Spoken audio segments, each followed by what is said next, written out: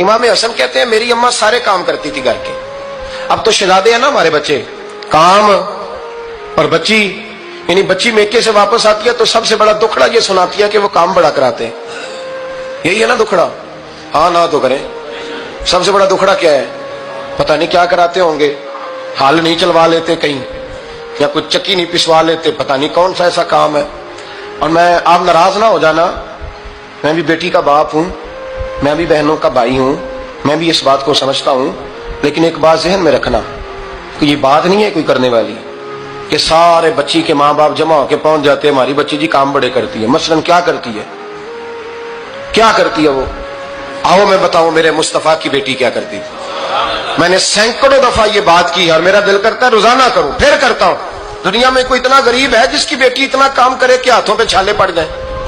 ہے کوئی اتنا غریب تو اٹھ کے بتائے کہ میری بیٹی سسرال میں اتنا کام کرتی ہے کہ چھالے پڑ جاتے ہیں. میں دکھاتا ہوں, میرے رسول کی شہزادی کو چھالے پڑ جاتے. کچا مکان, جناب فاطمہ جناب فضا کی لونڈی تھی, ان سے مٹی منگاتی اور گھر میں لیپا پوتی کرتی, پھر جھاڑو دیتی. امام حسن اور حسین کے درمیان پورے سال کا فرق نہیں, 11 مہینے کا فرق. دونوں بچوں کو سنبھالتی. جناب علی کی والدہ حضرت فاطمہ بنت اسد بوڑھی تھی. جناب فاطمہ وہ کھول کے نوکری کرتی کہ حضرت فاطمہ بول پڑتی, حضرت فاطمہ بنت اسد بول پڑتی. کہتی بیٹے فاطمہ میرا اتنا نہ خیال رکھا کر, تیرے اپنے بھی بچے ہیں. جناب فاطمہ فرماتی آپ صرف علی کی ماں تو نہیں نا, آپ میری بھی تو ماں ہے نا. یہاں بیٹیاں فلسفہ بیان کرتی ہیں, وہ کہتی ہیں جی کس حدیث میں آیا ہے ساس سسر کی خدمت فرض ہے؟ میں نے کہا کسی میں بھی نہیں آیا. ہم کیا کہہ رہے ہیں, کسی میں بھی نہیں آیا, لیکن یہ تو آیا ہے نا کہ شوہر راضی ہو تو اللہ راضی رہتا ہے. تو اگر شوہر ماں باپ کی خدمت سے راضی ہوتا ہے تو کرو خدمت, اس کو تو راضی کرنا ہے نا, اس پر تو توجہ دو. حضرت فاطمہ پھر چکی پیستی.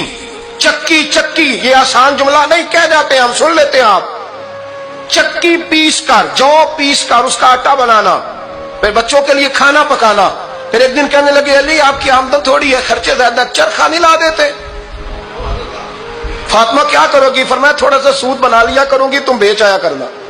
چلو میں تھوڑا ہاتھ بٹاؤں گی. یہ ساری ڈیوٹیاں کر کے حضرت حسن برواتے ہیں. پھر عزت والے رسول کی عزت والی بیٹی, پھر شانوں والے نبی کی شانوں والی بیٹی, پھر پاک محبوب کی پاک شہزادی, ساری ڈیوٹیاں کر کے رات کو مولا علی سے کہتی اگر آپ اجازت دیں تو اللہ کو راضی نہ کر لوں. حضرت علی فرماتے فاطمہ جیسے دل کرے. تو امام حسن کہتے ہیں پھر میری ماں مصلا بچھا لیتی, مصلا, اور پھر ساری رات وہ نماز پڑھتی, ساری رات.